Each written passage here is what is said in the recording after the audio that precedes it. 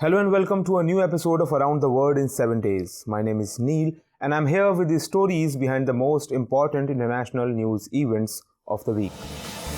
First of all, we will discuss why so many people are protesting against France in several West African countries. Then, we will know why China-Pakistan economic corridor is again in news and why are Pakistan's citizens of Gwadar region out on streets. In the end, we will cover the recent visit by Russian President Putin to India and try to situate it in wider geopolitics of the day from Indian perspective.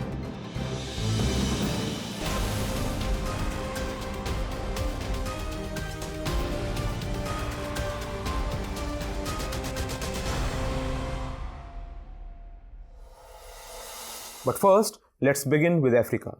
Recently, some of the countries of West Africa have started protesting against France. There is a strong and implied reason for the same, and its roots are found in the colonial period, which ended about 6 decades ago.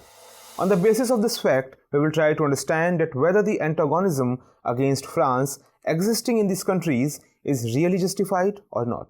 And we will also try to comprehend the actions taken by France in the western part of Africa and why France keeps on attempting to reconcile time and time again with the countries in this region.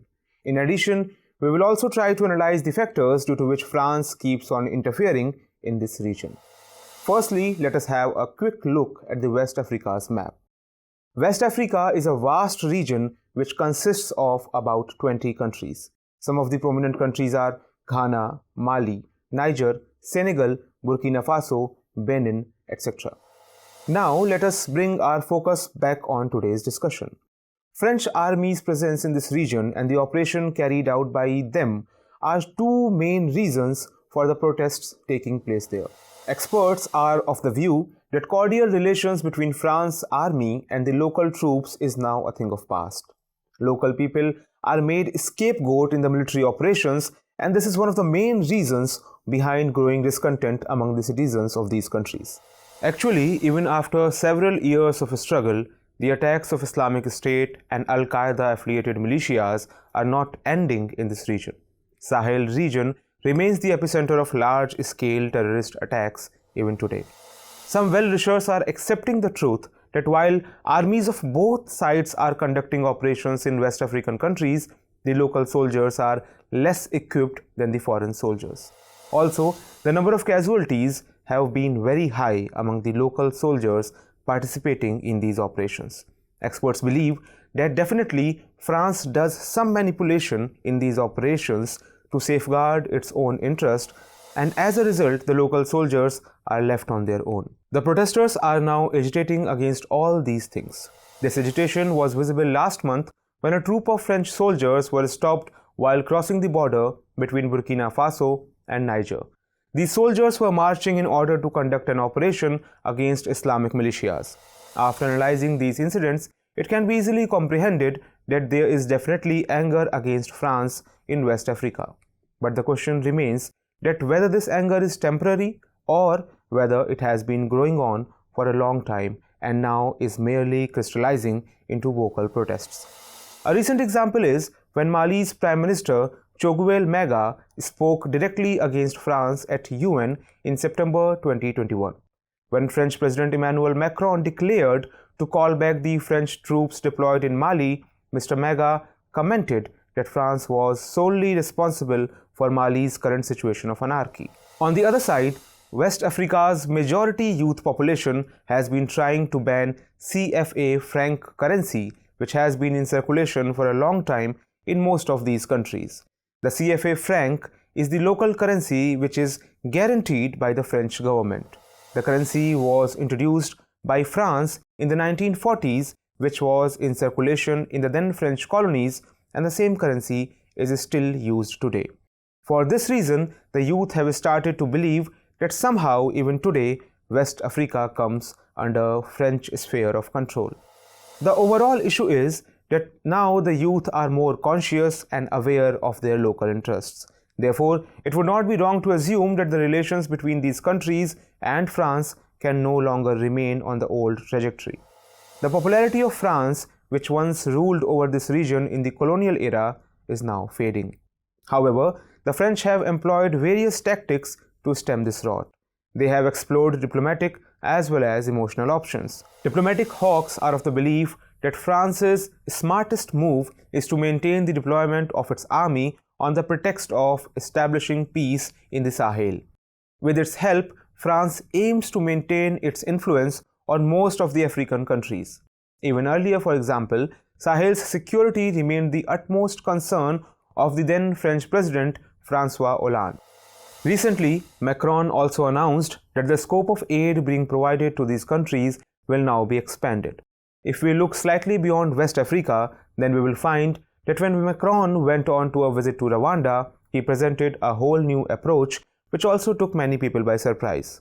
What exactly was this approach?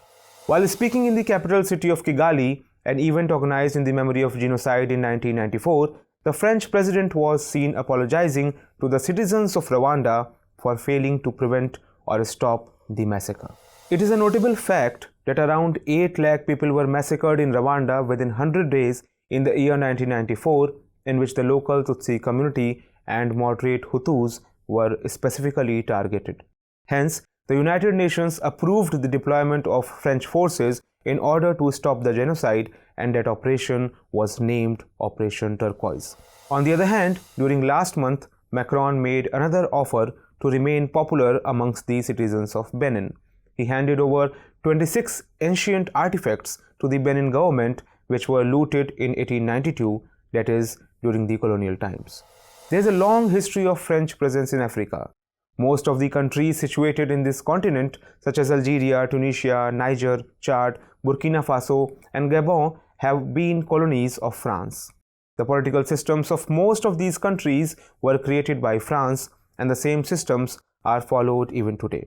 Almost all the colonies got independence about 4 to 6 decades ago, but the way France has maintained its dominance in these areas, citizens of these countries do not consider it complete independence. The currency of these countries is a reflection of France's dominance, which we have already discussed.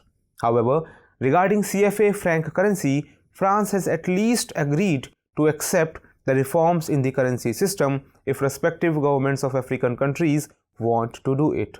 In a way, this gesture too is an attempt to remain popular amongst the African people. It was announced in 2017 and the same was implemented in 2019 when the West African Monetary and Economic Union changed CFA franc's name to ECO. It was accepted by France, but on the other hand, even this monetary system is not completely free because ECO is still linked to the euro-based monetary system. In 2019, a political development took place and it again reminded West African countries that they are not completely free yet. You must have seen that in diplomatic discussions, prominent leaders of two countries generally meet while attending a conference or upon getting a formal invitation. But it would be a rare scenario to witness that a country gives an order for a meeting and the leaders of other sovereign countries rush to follow the order. Such a scene was witnessed recently.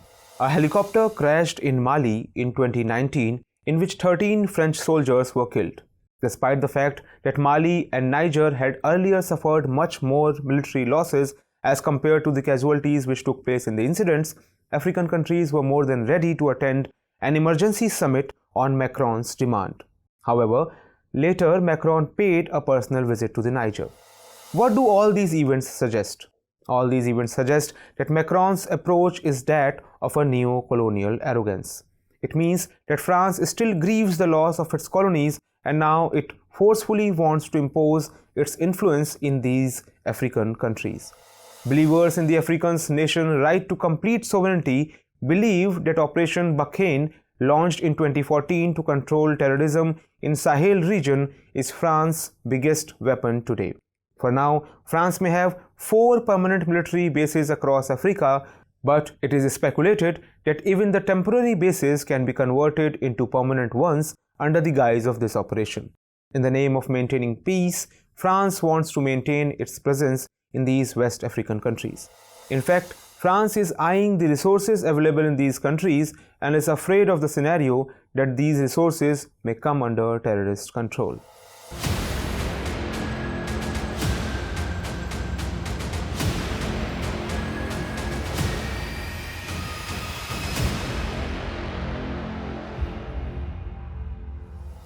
Moving on to the next news, China and Pakistan agreed to establish an economic corridor in 2015. Chinese President Xi Jinping and the then Prime Minister of Pakistan Nawaz Sharif signed an agreement in April 2015. This corridor was christened CPEC, that is, China-Pakistan Economic Corridor. Under this project, road, rail and oil pipelines are being laid. This corridor connects Kashgar in China with Gwadar port in Pakistan. But now, Gwadar's residents have risen against the Chinese ambitions in their region. In fact, in the port city of Gwadar, Pakistan has witnessed violent protests from thousands of Gwadar's residents.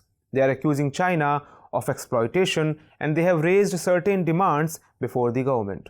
Both China and Pakistan are concerned about the ongoing protests. However, the Chinese government has set aside this news, calling it fake.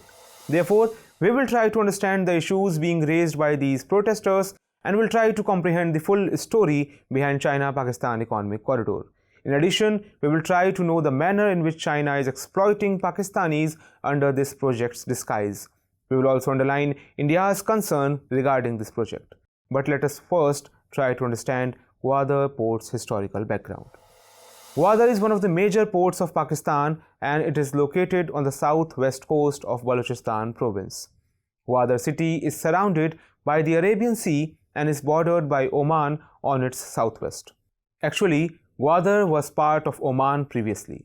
However, Oman sold Gwadar and its surrounding areas to Government of Pakistan in 1958.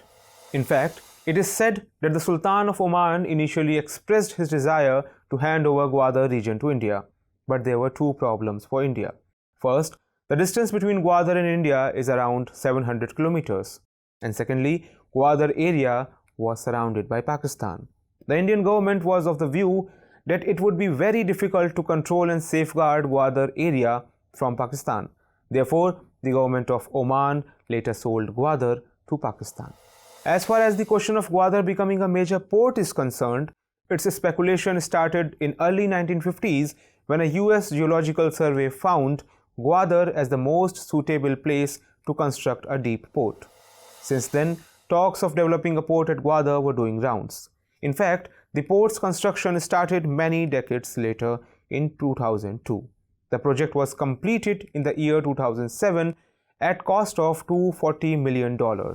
A Singapore-based company was awarded the contract to manage this port by the government of Pakistan, but suddenly in 2013, the government transferred this contract from Singapore-based company to a Chinese company. This was the first instance when Gwadar port became part of a controversy. Thereafter, in 2015, the Pakistan's Nawaz Sharif government signed an agreement with China. As per this agreement, an economic corridor was to be constructed to connect Gwadar port with Kashgar, which lies in China's Xinjiang province. For this project, China announced to make an investment of $46 billion. The project consists of roads, railways, and power projects, including several other developmental projects. The project is a part of China's ambitious Belt and Road Initiative. The main objective of this transport and energy resources related project is to develop a port in the sea. For the last 6 years, no significant protests were reported in Pakistan against this project, but now people have taken to streets against what they believe are the injustices inherent in this project for their region. Let us decode the issues being faced by the protesters. For this, you will have to look at the map of Gwadar once again. You will notice two things on the map. Firstly, Gwadar is surrounded by the Arabian Sea, so sea fishing is the main source of employment for the local citizens. Secondly, this area is located near the Iran-Pakistan border, so the local residents also do cross-border trade with Iran. At present, both these sectors have been destroyed. Illegal fishing trawlers have ruined the residents' employment. At the same time, border trade with Iran has been completely destroyed by the government-imposed restrictions under the guise of token system. Numerous checkposts have been established on the way to Iran. Due to this, residents are facing lot of problems. Beside these problems, the people of Gwadar are also facing issues related to their basic needs. There is a severe shortage of electricity and water. Health and education related problems have also created discontent among the people. However, the issue of fishing through illegal means has fueled most discontent. Local residents of Gwadar are of the view that illegal fishing is being carried out by Chinese trawlers. China is displaying its authoritativeness in Gwadar and is allowing its trawlers to indulge in illegal fishing. They allege that the agreement signed by both the countries has taken away the rights of the local citizens. Small fishermen are unable to earn their livelihood. Large trawlers have been permitted to do fishing in Gwadar because of this agreement. For this reason, despite being a deep port, Gwadar is unable to provide employment to the residents, and they are rightly blaming CPEC for this situation. The International Crisis Group report has also claimed that due to CPEC, Balochistan's residents are becoming unemployed and homeless. The deployment of a large number of armed forces in this area is also a reason behind these protests. People are arbitrarily jailed and prosecuted under bogus provisions. Pakistan's fragile economic situation is not helping the matters, and this region is plagued by widespread unemployment. However, after the recently held protests, Pakistan Prime Minister Imran Khan has taken cognizance of the matter and has announced to accept protesters' demand. But the protesters are saying that they will not end the protests till the implementation of a new and just system. Lastly, we must underline India's concern about this project. In fact, India has been objecting to China-Pakistan Economic Corridor since its inception. The major reason being that the corridor passes through Pakistan-occupied Kashmir, which is constitutionally an integral part of India's territory. From India's strategic point of view, the aforementioned project is also quite a threat to nation's security. Actually, China uses this corridor to reach Gwadar port. Under these circumstances, it is an evident possibility that China's evil eye may fall on the states located at India's western side, and China can create problem in these states. It is another fact that China has announced to use this corridor for economic purposes only. But India cannot rely on mere words from unfriendly neighbors like China and Pakistan. In addition, China's access to Gwadar port is also being seen as China's access to Indian Ocean. India is of the firm belief that China can take advantage of its access to Gwadar and it can establish a naval base in this area. If China does that, then India may face Chinese threat in the Indian Ocean, and consequently it will pose a threat to India's security.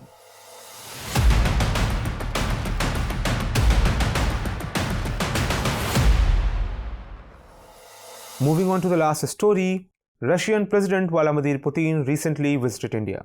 It was for the first time after the COVID pandemic that a premier from India's major ally was visiting the country. Although India and Russia meet every year, it could not happen last year due to COVID pandemic. This was the 21st annual conference between the two countries. A total of 28 agreements were signed between the two countries for cooperation on defense, trade, energy, culture and education. By the way, Putin came to India only for a few hours, and it was being speculated that how much impact would this visit of few hours have. But in this meeting of few hours, both the countries signed many important agreements. It is believed that if all the agreements are successfully implemented, then the relationship between two countries can attain new heights. Therefore, today we will talk about the important agreements signed between the two countries. We will also discuss what is going to be achieved from these agreements. At the same time, we will also talk about the broader meaning of this visit by Putin. Apart from this, the impact of this meeting on India-US relations will also be underlined. Let's begin. All of us already know that the relationship between both the countries is very old. The cooperation in defense sector between the countries has been moving ahead since 1964.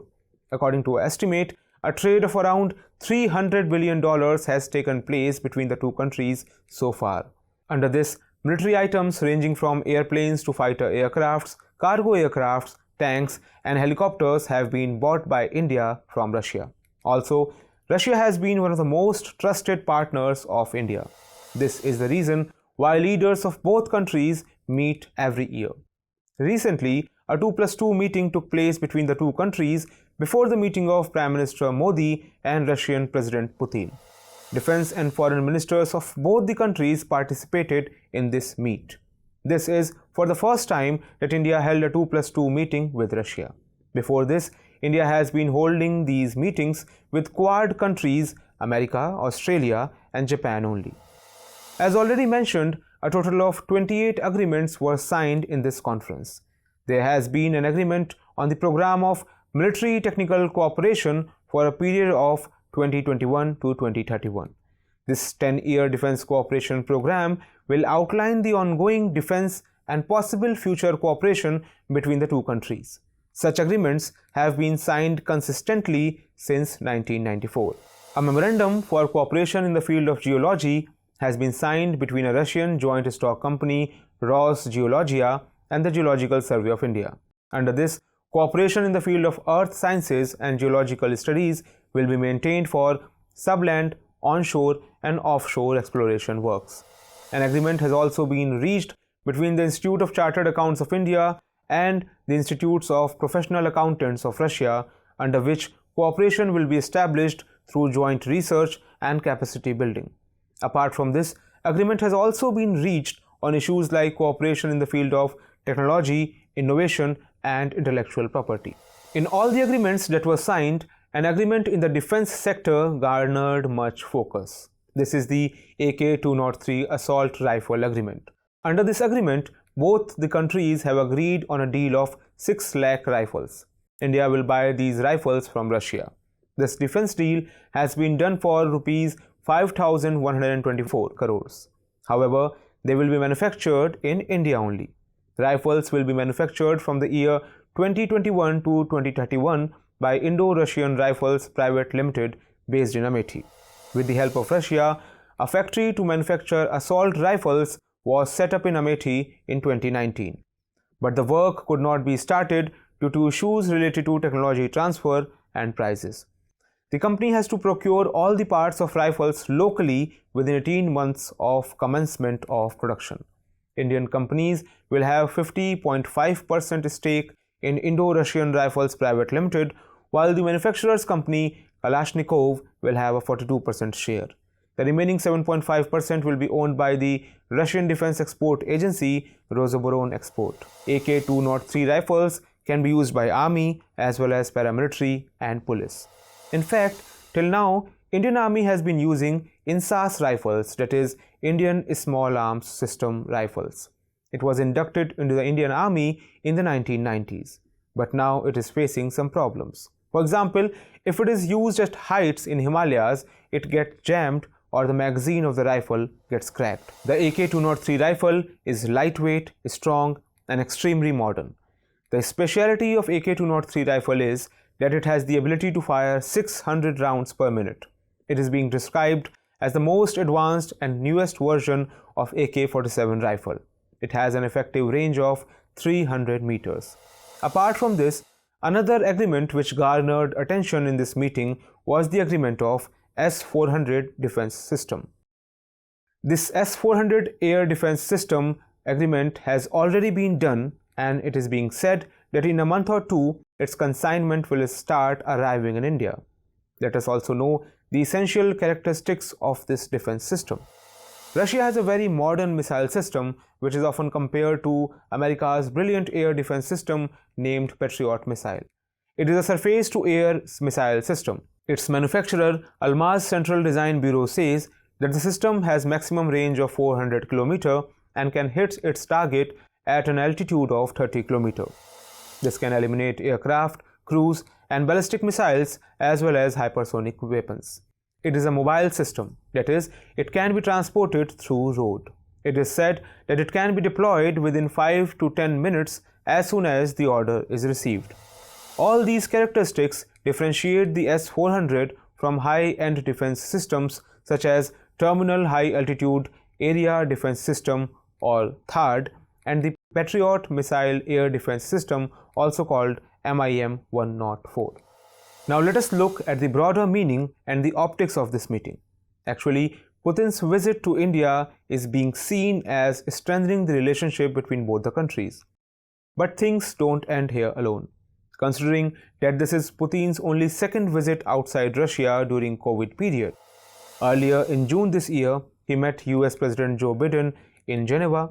Due to COVID, he not only avoided visiting China, but also did not attend the G20 conference. Not only this, he could not even participate in the climate conference held at Glasgow, but he came to India. Obviously, he wants to convey how special India is to Russia.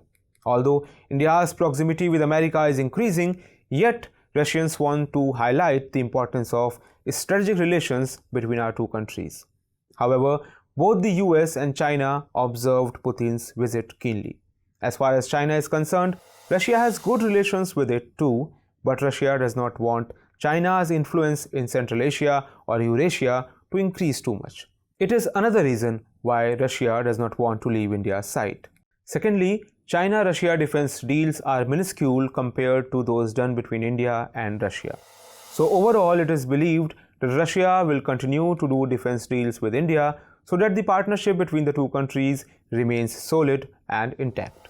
On the other hand, America's eyebrows have also been raised due to Putin's visit to India. The US has warned India many times over buying the S-400 system from Russia. But despite this, India continued with this deal. In fact, during the presidency of Donald Trump, the CAATSA, that is, Countering America's Adversaries Through Sanctions Act, was passed in 2017.